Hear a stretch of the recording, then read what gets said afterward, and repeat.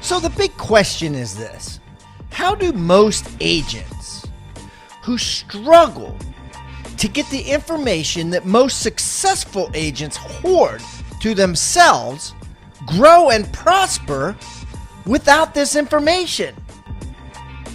That's the big question, and this video cast is the answer. Welcome to Real Estate Rockstars. I'm your host, Pat Hyben. All right, Rockstar Nation, I have a great returning guest. One of our most downloaded episodes was Peter Hernandez, and he was talking about how to have a 94% close ratio on listing appointments. So if you haven't listened to that episode, you definitely want to go back and hear that. But that was about a year ago, and he has come up with some really neat things since then, and there's a lot that has changed in the market and what he's doing, and I was like, you got to come back on and we need to talk again. So without further ado, Peter Hernandez, welcome back to Real Estate Rockstars. Hey, Pat, how are you, man? It's good to see you. Good to be back. Always wonderful to be on your calls. I love talking to you. It kind of reminds me of a couple of real estate pros, shooting the shit. It's good stuff. I really love this. Yeah, absolutely. So, hey, so people can get to know you better. Why don't you give everybody a little bio on yourself, Peter? Well, I mean, Pat, I consider myself like the serial realtor, the guy that's been in this business, probably longer than anybody. And I've done so many things in the business. I sold for 18 years. I was a branch manager. I was president of Coldwell Banker and the chief operating officer for Coldwell Banker Orange County. I then formed Telus Properties, which became a 22 office, $3.5 billion firm that we sold to Douglas Elliman. And my current role is president of the Western region for Douglas Elliman. And so I'm in charge of Aspen and from Coronado down to, up to Carmel in California. So, I think I'm a lifer at this business. I just love it. I don't know. It's funny, we just keep going, right? We just never, it's something that if you love it, if it's in your blood, there's just no getting out. So how long ago did you sell your company? We sold it. It's been exactly a year since we've sold it, and wow. We've it's been a fantastic acquisition. I've done so many acquisitions, and I've been on so many different sides of an acquisition. I've been on as an agent, I've been as a manager, I've been as a president buying firms, and now as a owner selling a firm. And this has probably been the best acquisition ever. And I think it was because it was the right fit. It's funny, when in the last, couple of years with the market changing a little bit, things tightening a little bit, number of transactions dropping, which is happening all over the country. Everybody was talking, like all the boutiques are talking, should we merge? The big companies are talking to people, should we buy them? And I'm sure a lot of people were thinking, should we sell now? Is this the right time to sell our company? And so, we got the chance to meet a lot of people, look at a lot of books, look at a lot of things. And at the end of the day, my partners and I, we kind of went like, you know what, I think we're going to just keep growing this thing and take it from 22 offices and make it 40 and just kind of keep going. And then Douglas Elliman came along and they really caught our attention. And for me, I could just tell you, Pat, there's lots of great real estate companies out there, but I have never, ever, ever met a company with the sophistication and the resources and just the approach to the business that Douglas Elliman brings. It's got that kind of sophisticated Manhattan element that it brings to the table, combined with the fact that, our leaders, Howard Lorber and Dottie, they're real estate people and they get it, you know what I mean? And so we can pick up the phone and say, hey, we think we should do this, and it's approved, you know what I mean? Because they understand what needs to happen. So, it's kind of like a big company that's run like a mom and pop. How many offices are there total? Oh, and the whole, let me think here. There's over 100 offices, Wow. We're in the Hamptons, Manhattan, Florida, Aspen, and then we got 22 offices in California. So, there's a lot of offices all in key luxury markets. It's a bi-coastal firm, Pat. It's not a national firm like some of the other big companies are. We're the largest independent because all of our offices are owned by Douglas Elliman. We're not a franchise. So we'd be the number one largest independent company in the country, and then we're the number 3 largest, including franchises. So we're right behind Berkshire Hathaway. And did you change the marquees? Did you change the name to Douglas Elliman? Did you keep it Tellus Properties, or what'd you do there? That was, it's so funny. That was maybe the most disappointing part of the whole thing, because I was kind of hoping that all the agents would say, keep it Tellus, keep it Tellus. And, we do have a tremendous loyalty to Tellus, and they love Tellus. It was a great company. But they were pretty excited about changing to Douglas Elliman and getting that power of the brand. It opens doors. I mean, there's a client base that's been built over 110 years with Douglas Elliman that is loyal. And, they have clients that own properties on both coasts. So it's afforded a lot of opportunity for our agents. And I think they were anxious to be able to go out there and say, hey, I'm with Douglas Elliman. And now that Douglas Elliman had bought Tellus, they were really on the map in California. So it wasn't like previously where they were one office in Beverly Hills. Nobody really knew who they were in California. And overnight, they have 22 offices from Carmel to Coronado. So it was a good move on their part. I think it was a really good move on our part. I think the competitiveness of the marketplace right now is so tough that you need to arm yourself with every tool. So let's talk about that. If you don't mind, we'll just keep rolling with this. So why is that? Obviously you guys weighed the decision. You weighed a decision. Let's go to 40 offices, right? Because, first of all, how long ago did you start Tellus? Tellus was started in 2007. We actually, it was in November, and it was purposely started as we were going into a recession. But honestly, Pat, none of us thought that there would be the run on the banks and it would turn into be the Great Recession, not the, just a normal recession. So, it was tough, but it kind of honed our skills in a sense. And we were able to learn to operate a firm in really, really tough conditions, and to be successful and to grow. And I think we actually had an advantage because all the other firms were cutting back and closing down offices, and we were adding services and opening offices in a very, very disciplined way, but nevertheless going forward. And it was a great time to do it, even though it seems like you guys were crazy, because just being in the growth mode versus the the ungrowth mode, so to speak. I lost my thought on that, but gave us sort of an edge in the marketplace. Right. You're sharper. I think it never hurts to think that that the market's going to shift. If you always have that mentality, even just a little bit of cynicism, I think you become a better business person. So, so you grew 10 years, you went from 0 to 22 offices, then you sold. And I guess what I'm getting at is that decision, right? That decision to sell had to be based on a little bit of, this is great for our agents, and this is great for the future of everybody involved. But, maybe it's a little risky to go from 22 to 40 over the next 5 years. So what made you think that? Well, you're right. I mean, it two things. One is part of the decision was made that because we really thought Douglas Elliman would be a great place for our agents to land. I don't think you build the company thinking we're going to sell it, although it's always in the back of your mind. You know what I mean? You're building it to build something better, to build a company that is going to make a difference in the world and hopefully advance the industry and advance real estate. I mean, and we did. We introduced a lot of technology. We introduced a lot of new concepts to the business. It was very, very exciting. But that being said, there's always that, okay, you get to this like mid-sized firm, because we were a mid-sized firm at this point, right? 22 offices is not small anymore. And we're up and down the coast of California. We're all working hard. And you realize that to take it to the next level, you're going to need, an infusion of capital. And either you're going to put your own money into it, or you're going to go out and get some venture capital money, or you're going to do something to make that happen. And I think that's why a lot of people started talking at that time, was they're trying to figure out, how do we like prepare for any possible changes in the market?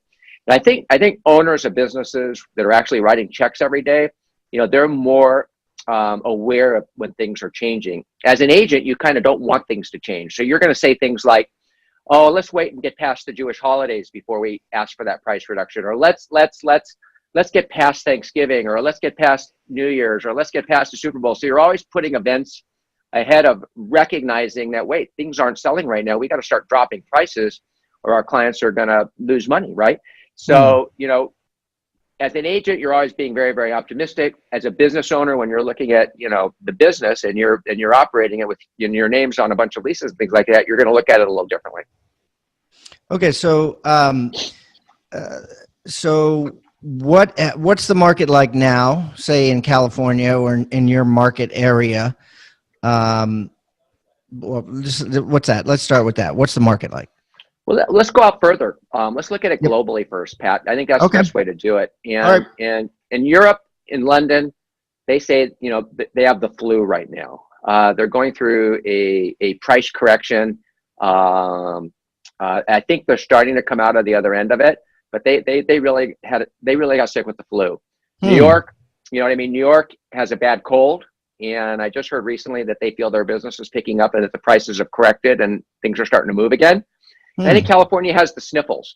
We're seeing signs of price sensitivity. We're seeing, properties sitting that would probably have sold, a few months ago. I think it changed in May. We do a call every single week called the Market Whisperer.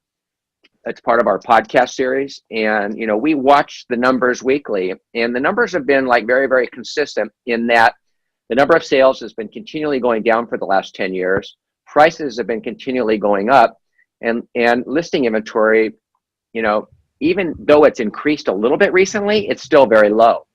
So what we're seeing is a market where buyers are looking at properties on Zillow or Redfin or our websites, and they're saying, why is the seller listed there?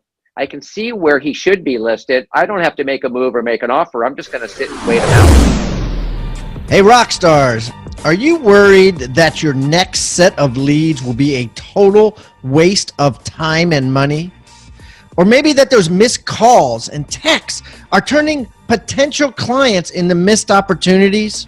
You should be, because these are two huge problems that will absolutely ruin a real estate business's profitability. Fortunately, Rebus CTO Austin Altman and I have come up with a solution. Rebus Complete, and it's got everything you need to maximize conversion, commissions, and profitability. Guys, this is the total package. When you sign up, not only are you getting the best training in the industry, every single course we offer, you're getting high quality exclusive leads and access to the most advanced follow-up systems on the market. I've got Austin on the line now to talk about what Rebus Complete has to offer. Hey, Austin, why don't you start by telling our listeners about the leads we send our members? Sure. Well, like you said, Pat, these are high quality. They're not just people who are passively interested in real estate. They are people who are actively looking to buy and or sell in our members market right now. Also, every single lead we send is 100% exclusive.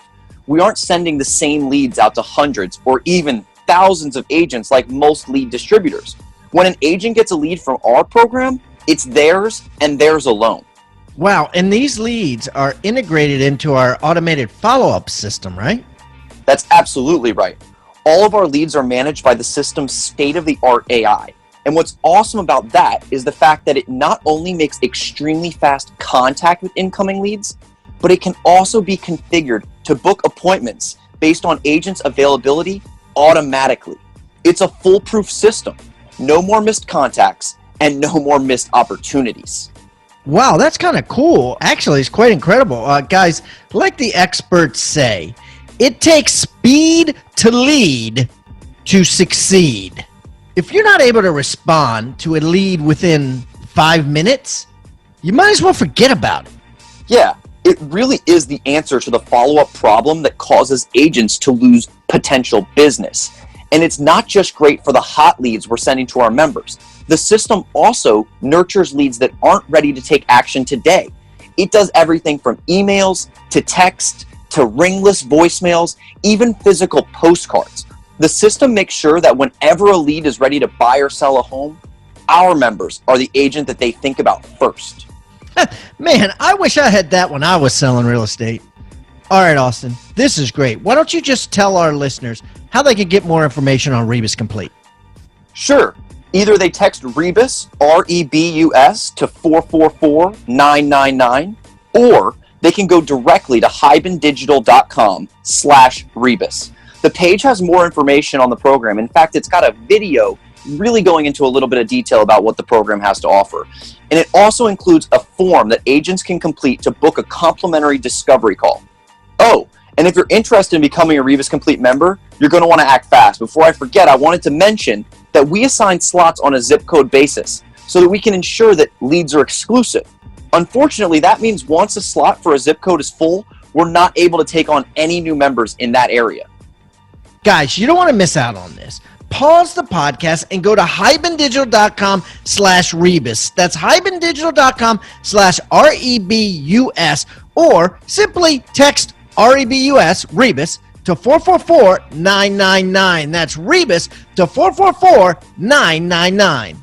Hey, and if you're enrolled in any Rebus course, don't forget to mention that during your complimentary call, what we're going to do for current customers is waive the entire membership setup fee. This is a game changer, guys, and I guarantee that you're going to regret it if you miss your chance to join. Pause the podcast and go to hibandigital.com/Rebus, or just text the word Rebus, REBUS, to 444-999. That's Rebus to 444-999 now.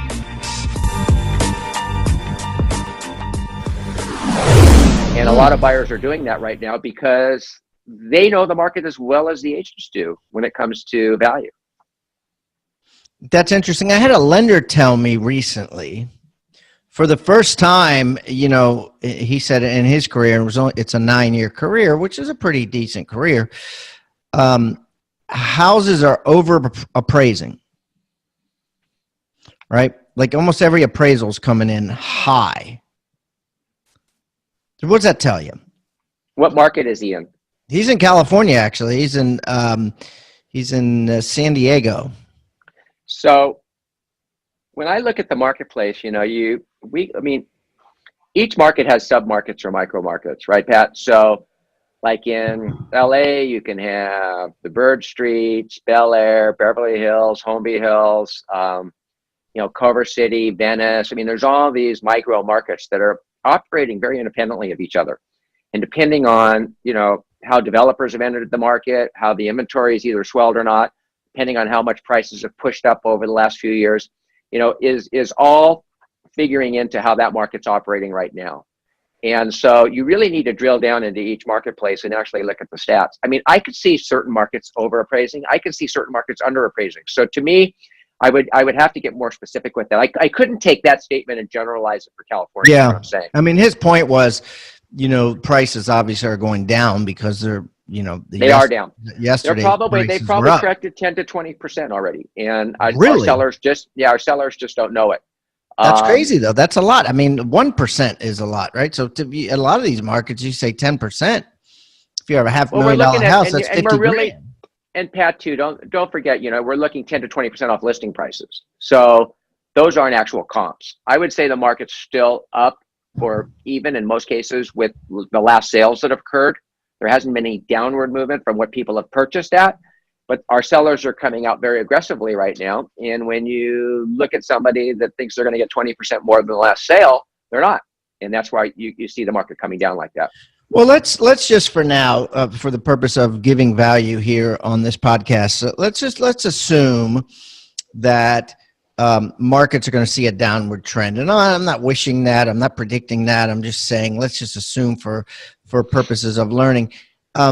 What did agents not do last time that you would recommend that they do this time in case that does happen? You know, you got to get really, really real with your clients, and you have to, I mean, let's start with the agent first and the agent mentality. You have to accept change. You've got to be ready to shift gears. And like I said, it's not, you know, the fact that we're back to school. It's not that summer's over. It's not that we're in fall, you know, all these little traditional reasons for business slowdowns. It's none of that. You know, the market has changed. We're going to see a correction. I don't think we're going to see a recession. The economy is way too strong. There's too many consumer confidence is at an all-time high. But when you take interest rates from, 3.5% and you move them to 5%, that's a 1.5% increase. That means your payments have doubled. So if your payments doubled, and the prices have gone up, I mean, that creates affordability issues, right?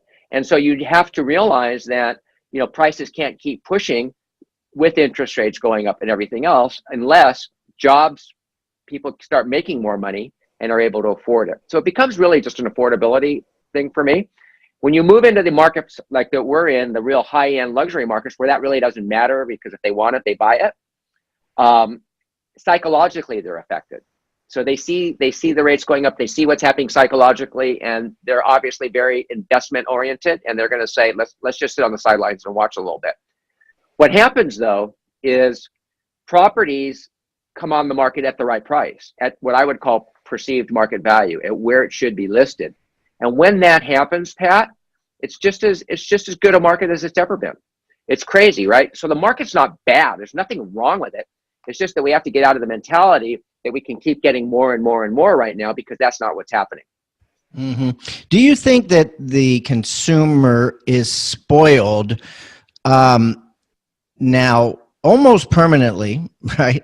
Or just spoiled, maybe temporarily, with regards to time on the market? I mean, and the reason I say this, Peter, is this. You see all these companies coming out. You see OfferPad, Open Door. I just saw that Realogy opened up an iBuyer program where they basically will buy your house for cash, give you an offer online and buy your house for cash. Zillow, has created one.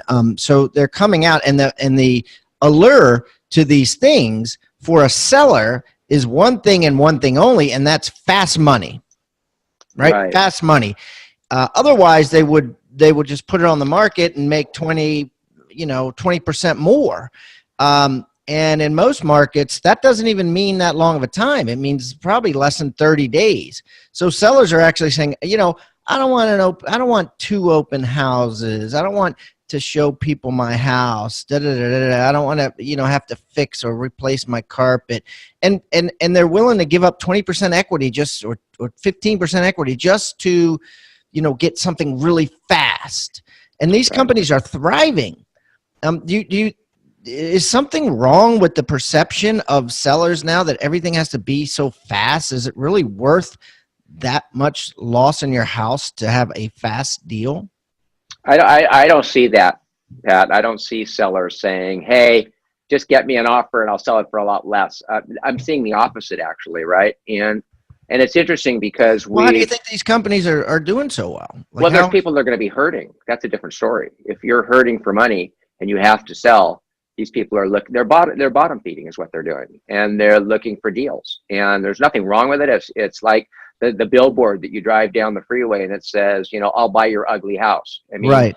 It's kind of a crazy ad, but it's a reality that somebody can't sell their property. They need money. It's like selling your grandma's watch because you need money. So you go to the pawn shop, you take a hit. And I think that it's always going to, there's room for all these different models in the marketplace. So whether you're a discount broker, full service broker, something in between, we're seeing that, there's a flavor for everybody. And I think that, most sellers are going to want to get top dollar. You know where you also see it too, Pat, and this is another area where that's happening, is in pocket listings. So when people, don't want their house to be shown, they don't want their neighbor to know that the house is on the market, they'll do a pocket listing, and then you'll market it to your agent friends, you'll market it to your sphere, you'll do some things without going on the MLS or on the internet, hoping to find a buyer. The problem with that is the buyer has no clue whether they're overpaying, and the seller has no clue whether they're underselling. So you have nothing to kind of like measure against. Whereas if you go on the market, you're on the MLS, you're on Zillow, you're everywhere, that everybody knows about your property, and the price you're getting is top dollar. Right. It's like the difference of selling a house at an auction where one guy shows up, or selling a house at an auction where 100 people show up. You're inevitably going to get a lot more money at the auction with 100 people. It's interesting. So think of this. So fall is traditionally buyer season. I don't know if you realize that, but fall is traditionally when, the buyers are real, they're out, they're really trying to close something before the end of the year. It's a really, really good time for buyers. And they also have the opportunity to get a good deal because there aren't as many buyers. So you have more real buyers, not as many. You have probably a few more properties on the market than you normally would, like spring where things are going quickly. And so buyers can then, get out there and they can, make offers on things. Buyers are funny. It's hard to get them to write. We have a lot of sellers that say to us all the time, I don't want to drop my price, but just bring me an offer. And we're going, we can't get anybody to write an offer because your price is too high. Right? And it's like, it's really a frustrating conversation, and you go around in circles with the seller over and over again. But as agents, we've got to get better at getting buyers to write, getting buyers to write anything, just to get the conversation going. Because as you know, until the agents quit, a deal is never dead. And as long as agents are keeping clients talking and working together and negotiating, you're going to inch that thing together. It may take longer. Well, goes to your point. It is changing. It is changing because there's, I don't know if you've heard of Shelter Zoom, but the owner of Shelter Zoom came on my show, and basically what it is, it's a letter of intent. It's an electronic letter of intent like commercial real estate has, where you basically offer now, and you go on the, as an agent, you can buy a Shelter Zoom button and you put it on your website. And if someone wants to write an offer on a property, they can go and hit offer now. And it fills out a letter of intent. Oh, I'll put 10 grand down. I'm going to offer you this. So it takes the emotion and the arduousness out of, writing an offer. It makes writing an offer really easy. Like you could just put out a whole bunch of letters of intent, and you don't necessarily have to put your money to where your mouth is until the seller says yes, right? And then you got like 24 hours to lock it up, just like commercial real estate. No different than commercial real estate. And that's kind of, you have an agreement in concept, but it's not binding. So everybody feels safe. And that's kind of what Purple Bricks and some of these other companies are doing too, where they're setting up electronic systems where buyers can just offer directly to the seller, whether it's through a blockchain system or not. It just goes straight there. The agents know about it, but the agents can't stop it, right? And audit it and say, no, you need to offer more, or no, that's insulting, or no, I refuse to write that. My reputation is at stake. All that bullshit is gone, right? And it allows the buyer to go directly to the seller, and it happens really fast. And so I think you're going to see a lot more low ball offers with new technology, because you can make an offer in 5 minutes. I want you to think about the word toolbox. What is a toolbox? A toolbox is a box full of tools that you use to build something great. At Real Estate Rockstars, we've created our own free toolbox. So everybody that comes on the show as a guest brings a tool with them, and we plow them all into this toolbox, and we give it away for our viewing audience to basically use as they wish. Everything we put in there is an actionable item that can be downloaded, can be printed, can be used immediately. And we got things like scripts and dialogues, checklists for teams, checklists to keep agents accountable, referral forms that are filled out at settlement to get referrals by your buyers and sellers. Everything you can think of that you could use on a regular basis about real estate is included in this toolbox. And it's helping agents worldwide sell more houses and make their jobs a lot easier and processes much more efficient. And the thing is, it's absolutely free. All you got to do is go to hibandigital.com/toolbox or text the word toolbox to 444-999. That's toolbox 444-999. Do it now. I've actually seen residential agents write letters of intent lately, which is interesting. Not a lot, but I've seen like 3 or 4 recently. And I think it's a great way to open a conversation without, like you say, writing a formal offer. Although formal offers just take seconds to write with zip forms and everything and DocuSign. It's so quick. I mean, it's like, really, that's a problem. I mean, come on. And so, there's a line that we haven't used in a long time, but when somebody says to you, the property is overpriced, you can always say to them, well, what would you pay for it? Yeah. And when they give you that number, you can say, let's write an offer. Put your money where your mouth is. And then if they say, well, I really wouldn't pay that, then you say, what would you pay? You finally get them to admit what they'd pay, and then you write the offer. But I think that some of the the skills that we had, like whether meeting with the seller and getting a price reduced, or at a listing presentation and giving them the real number and not being afraid that if they don't like it, you're not going to get the listing. I mean, those kinds of things, those skills right now have to be brushed off and brought back in because, you know, there's a lot of sellers out there that they have the properties on the market. There's no action. It's crickets. It's literally crickets. It's just because they're maybe priced 6% too high, which is so small. But if they just dropped the number 6%, they would have offers. And I think that's one of the hardest things. I remember from when I was selling, that was one of the hardest things that frustrated me more, when you would lose listings on price, and it's easy to do. I mean, I tell new agents to win listings on price just so they get calls on the Zillow and calls off the sign. But you know, as an experienced agent, it's very frustrating. I mean, what do you recommend to your agents to do with that? It's so difficult to be like, well, I don't want the business because he's unwilling to be realistic in price, and then see your worst competitor who you compete with and hate list it, and then drop the price after 30 days and it sells. that's right. I mean, So what I coach our agents, Pat, and you'll love this, is you can't reduce another agent's listing. You can't reduce another agent's listing. So you're right, get the listing. But I do believe that agents are going to look at them more carefully, because if you take an expensive listing per se, and it has a big marketing budget, you know, associated with it, and you're going to be spending all this money on it to sell it, and it doesn't sell, I mean, that's not money you can recoup, right? Mm-hmm. So I think we have to look at it in several ways. One is the motivation of the seller there? Will they reduce over time? Is this something that if they know I've put my best foot forward and it hasn't sold, I can get a reduction and get it sold, or not? Second question I'd ask myself is, if I had this listing, what could I do with it to generate more listings or more buyers so that I can make some money from it, even if it doesn't sell? So those are the two ways I would look at it. And some listings are really good for that. And it may be, you know, right in your farm. It might be a listing that has high visibility that you're going to get a lot of calls from and things like that. So, you know, look at it as a expense to probability, and then look at it also as there a way to generate more business from this listing because of its marketing value or whatever I can do with it to find buyers and sellers. Wow. Great advice. Great advice. I love it.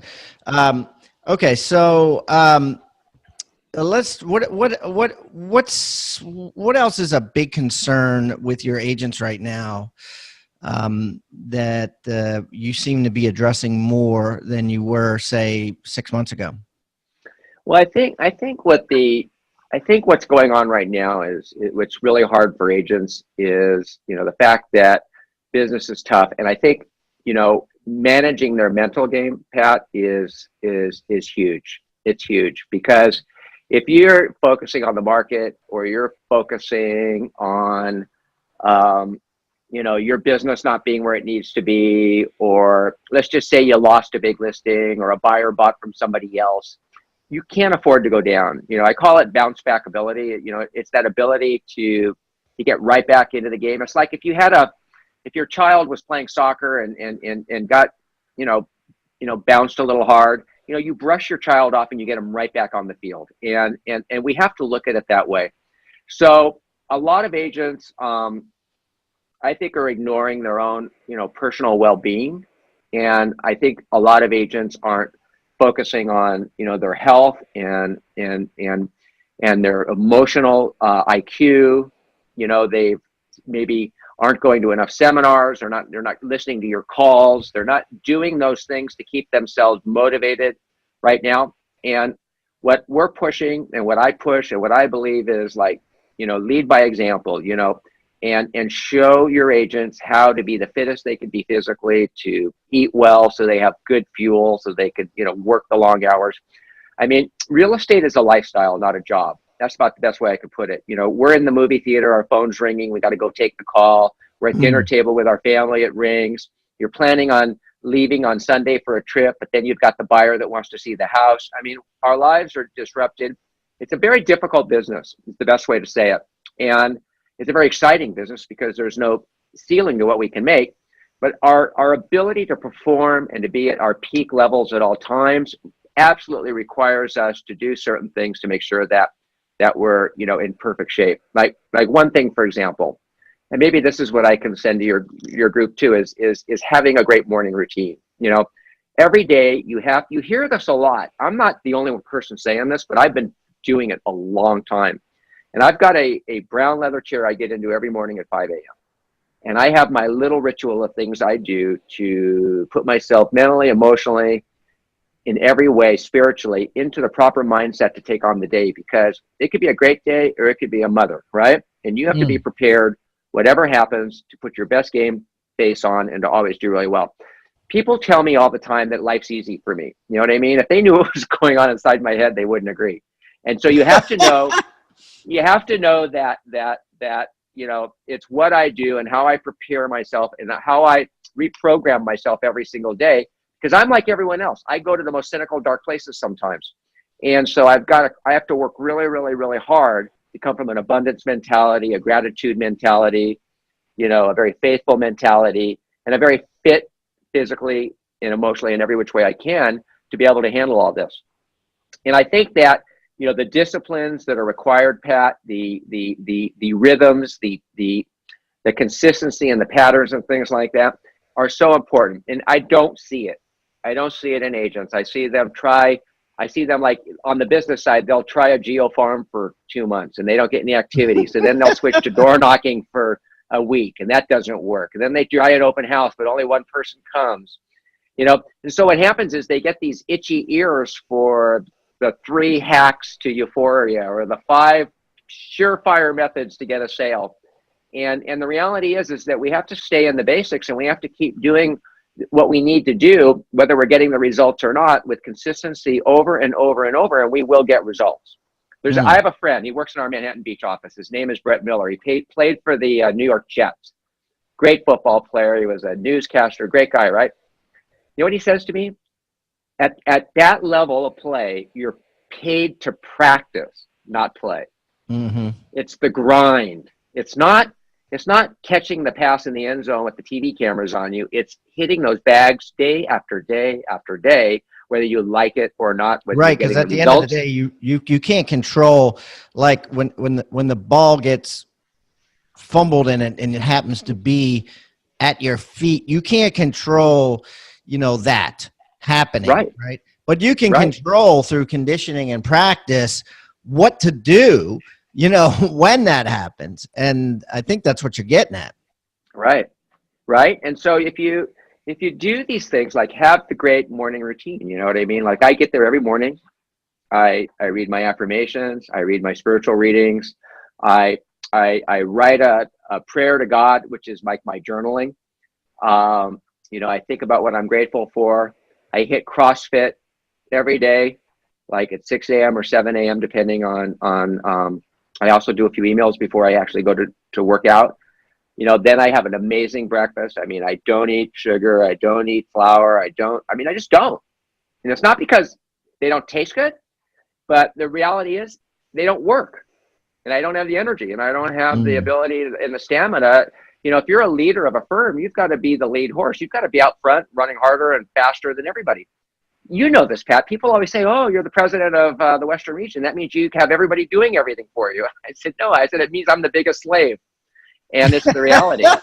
and you're the one being watched the most, right? You don't watch people. They watch you. But the more responsibility you have, the harder you work. And so, you know, being, you know, the best version of yourself, like real estate sales, you're in the sales business. And guess what? You're your biggest billboard. And so where are you mentally? Where are you emotionally? Where are you physically? Where are you? Are you at your best and peak game? Because guess what? That's what you're selling. Now, Peter, were you always like that, or did you shift? It's an iteration, and I tell people that you can't go from 0 to 60 in you know, a month, and it'll be a series of working on it, falling backwards, working on it, falling backwards. But the idea is if you iterate and keep working on it and working on it. I mean, I've done everything. I've been a vegan. I've been a paleo. I've done CrossFit. I've done triathlons. You know what I mean? But it's always been an evolution and a thing. Like let's just switch gears. Let's not talk physical for me. Like my emotionality is probably the most important thing, and people don't work on that. People have patterns of reacting and acting that they've been doing their entire lives, not even thinking they could shift or get better at something. if somebody says something to me and I react the same way to what they're telling me every single time, but it's not the way I want to react, then I stop and I think about it and I go, okay, how would I like to react in this situation? What are the results? Is the relationship more important? Is being right more important? I ask myself all those questions, right? And then once I get to my answer, then I'll create an affirmation around it. Like when A happens, I always act B. And then that becomes part of my affirmation program, so that the next time that happens, I'm going to respond differently, because I don't want to keep circling that same drain. And so whether it's what I say or how I feel or how I want to approach situations, I'm constantly looking at the way I want to be versus the way maybe I had something happen to me when I was young and it causes a pattern. We don't have to stay in those patterns. And it just takes a little bit of reflection and then thinking about how you'd like to be, and then just reminding yourself all the time in your morning meditation. So, things like that, Pam, is how agents are going to be able to be really successful. When you talk to really, really top agents, usually it's about how they're going to be either more organized, more motivated, how to grow, how to handle. They're not really working on their open house skills anymore. It's more about personal growth. Yeah. You know what I mean?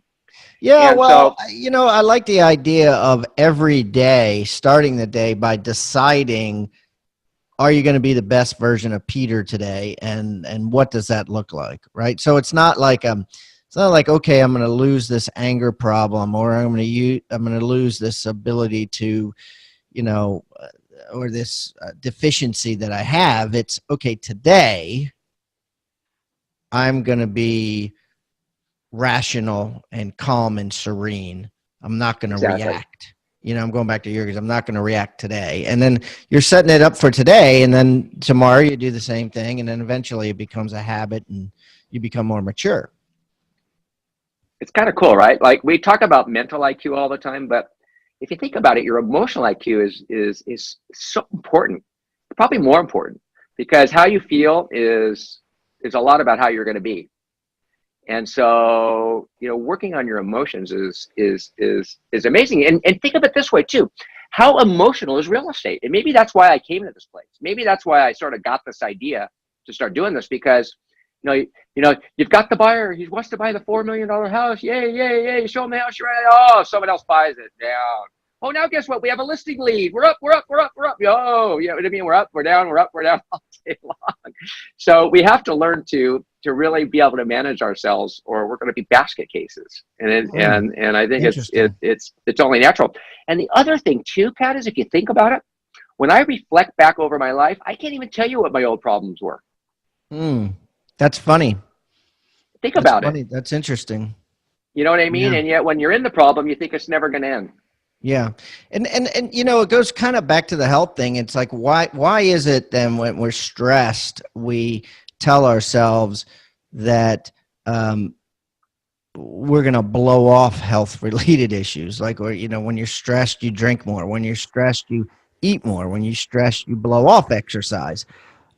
Yet that is the exact thing that you actually need the most to help you with your stress level. But agents and salespeople and people that are busy, tend to do the opposite. Why do you think that happens? It's an escape. Yes. It's an escape. Yes. That's escape. why. Yeah. And that's what we can't really, escapes are good, but let's have healthy escapes, right? I think that's interesting, right? I push really hard in our offices, at our meetings and stuff, to have healthy foods. And the other day, I hadn't been to this office in a while, and the donuts were back. And they weren't just donuts. They were donuts with bacon on them. They were gourmet donuts with just like made for a heart attack and diabetes. I don't understand. You'll get them. You'll eat one donut, and you're going to be like going to the hospital. I'm shocked that donuts even exist, because it's essentially dessert. That it's like worse a than piece dessert. of freaking cake and ice cream.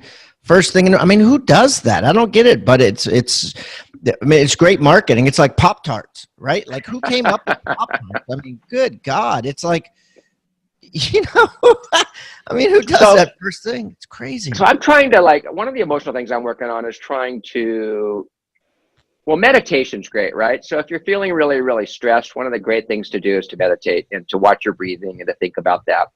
I don't know if you've ever read Mark Devine's book or talked to him. He's the Navy SEAL guy that wrote Unbeatable Mind. And he talks a lot about meditation and breathing, and that's a really great way. But basically what he's saying is we can control our minds and our stress levels, if we work on it and practice it. And meditation and breathing is one of the ways to practice on doing that. But the other thing I do, which is even better for me, is I actually have just changed my attitude towards stress. I think stress is healthy. I think it's exciting. I think it's like, it energizes me. That's why I don't even think about retiring. I think about working. You know who impresses me? Warren Buffett. He and his partner, he's 88, his partner's 94. Yeah, that's crazy. They just had a conference. They stood in front of thousands and thousands and thousands of people and had them all on their feet in a standing ovation. And Charlie Munger, his partner, is in a wheelchair. Like I went to the 2016 Berkshire Hathaway convention, and I went to that thing, and that was 2 years ago, and they pushed him out in a wheelchair, and I'm like, these guys are studs. They're more relevant than like investors. So relevant. They were they allow, you're allowed to stand up and ask questions to a degree. They have a system, of course, but so people would stand up and be like, just winging stuff at them, and they were catching a ball and throwing it back, and I mean their answers were spot on. I was like, holy dirt, how do they have such wit? Because they've kept their minds active. They weren't looking forward to getting in the lazy chair with the remote control. They're excited about what they do. They love life. They're pushing forward. There's this analogy that I always have in my head that I think about, like those salmon swimming upstream. You've seen those pictures of it where the stream's coming down hard. They're jumping over rocks. There's bears on the side swiping at them. You know what I mean? And I think of that like fighting the inertia of life, because life is trying to get us to eat the donut, to sit in the lazy boy, to, not work out in the morning, not get up early, go to bed late. I mean, everything bad for us is kind of what life is pushing on us. And so we have to be like that salmon and swim against the current. And we have to dodge all those obstacles that are in the way. And that's a fit little cool fish. And so I think about that, and I think about, if I can keep myself, I'm glad to kind of say this publicly, if I can keep myself in that mindset where I'm going to push myself every day 10 times, hit CrossFit, always go for new personal records, keep refining my diet, keep my work at, 60, 70 hours a week, keep my relationships at home top notch, keep my emotional IQ, to the best it can be, to keep myself, just taking this gift that I've been given called life and just maxing it out, I think is a great goal. And that's what I see when I bring up Warren Buffett and Charlie Munger, because those guys have done that and are doing it. So they inspire you. How old are you, Peter? I'm 66. So you're definitely the oldest guy in CrossFit, because I did CrossFit for a year and a half or so, and I'm 52, and I was the oldest. I was by far the oldest guy showing up there. I mean, so you're killing it with that, and that's no joke. Now, so hats off to you on that. But here's what I want to talk about.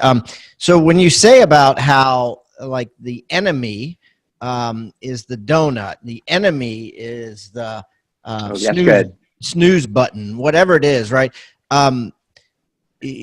Let's put that in perspective of the real estate agent and the enemy being the squirrels, right? The things that are distracting them from the basics. Yeah. So what are some things that are the enemy, just like the donut or the snooze button or the, third martini? What else is there? Well, the enemy is really disguised in that case. The first enemy is time, because time flies faster as a real estate agent than any other profession. And so you can start something and say, and then, it's March and you haven't made a sale. You know what I mean? There's that. And you remember that as a real estate agent, how fast time goes by, whether you're waiting for an escrow close or anything. So that's number one. So you have to be extremely disciplined with your time and make sure that you're using every minute of the day to be productive and successful. The other enemies are where agents get sucked into is all the things that create business in the future. like, working on their social media, working on their marketing, working on their geo farming, all those things. And those are all things that I recommend you do. But honest to God, Pat, if you had to make money right now, I wouldn't want you to work on a mailing campaign. If you had to make money right now, I would say, let's pick the phone up and start calling people. Or let's hold an open house where there's a vacant house and start meeting some people. Because the only way we're going to make money right now is having a face-to-face conversation with somebody, or an on-the-phone conversation with somebody where you can investigate, find out, and get to see if there's anything that you can do for them in real estate. And what's interesting, I think, about real estate, like my buddy Fred Wilson says, everybody lives somewhere. Everybody's life is changing. That means everybody's a 50-50 shot that they could, want to buy or sell a house in real estate. So whether you're standing in line at Starbucks, somebody walks into your open house, whether you're picking up the phone, starting in the A's in your directory, if you really want to make money, that is the fastest, best way. But what agents do, the enemy is let's work on our mailing piece and let's spend, 3 weeks thinking about what font to use. And that's a problem. And that crushes you. It crushes you. Or, putting off calling people or not being consistent. All these things have to be very, very consistently done. So that's number one. The second thing, like I said earlier on the call, is jumping around. You don't give anything a chance to work. So if you start a mailing program and you don't do it for 2, 3, 4, 5 years, you have no idea whether it works. If you're going to door knock, you have to door knock. You have to keep door knocking and just do it day after day after day. If you're, you know what I mean? Everything requires consistency and persistence. Everything. And you should probably pick 2 or 3 things and do them regularly. So in my mind, Pat, the enemy is getting impatient, jumping around. It's probably putting things in front of talking to someone right now today. It's not paying attention and having good time management. So that's fascinating. I agree with you on all those points there, buddy. I mean, that's definitely cool. So, Peter, let's wrap this up with your free gift. What is the free gift you're bringing the Rockstar audience today? I'm gonna send you a page out of our secret black book. And the black book is a listing presentation that we created at Douglas Elliman. And in there it talks about like where you're going to find my buyer. And the question is, well, did you know there's 4 types of buyers? And it's passive buyers, active buyers, buyers you know, and buyers you don't know. And Mr. Seller, let me tell you how I'm going to reach all 4 of those buyers. That's awesome. So guys, I'm going to put that, I'm going to put it at hybendigital.com/Peter Hernandez, HERNADEZ, and then the numeric number 2, Peter Hernandez 2. Peter, this has been brilliant, buddy. I appreciate you coming on. Thank you so much, guys. It'll also be in the Agent Success Toolbox at hybendigital.com/toolbox, or text the word toolbox to 444-999 to get the secret page of Peter's black book. Best of luck to you. I really appreciate, always enjoy our time together, Peter. And let's talk again soon. Thank you very much, Pat. Bye. Bye-bye. Thank you so much for tuning in to Real Estate Rockstars. If this free content is giving you a ton of value, I want to ask a small favor in return. I need you to pull out your pointing finger and hit the subscribe button. Yes, hit subscribe, please. The more subscribers that we get on Real Estate Rockstars, the better guests are attracted to the shows. We'll get more guests from the top companies, from the top teams, and even more celebrity guests like Robert Kiyosaki and Barbara Corcoran. Also, if you're not a member of our free Facebook group, go to Real Estate Rockstars Radio right on Facebook and join the conversation. I'm on there myself on FaceTime Lives, and we have a lot of communications and questions about the show, and I'd love to see you there. And it's free. People ask me all the time, where am I on social media? I'm real easy to find. Just type in my name. My IG is I am Pat Hyben. It is blowing up on Instagram, adding tons of subscribers, and I'm on there probably twice a day. So definitely follow me on Instagram, as well as everywhere else. Thanks again for listening, and keep rocking.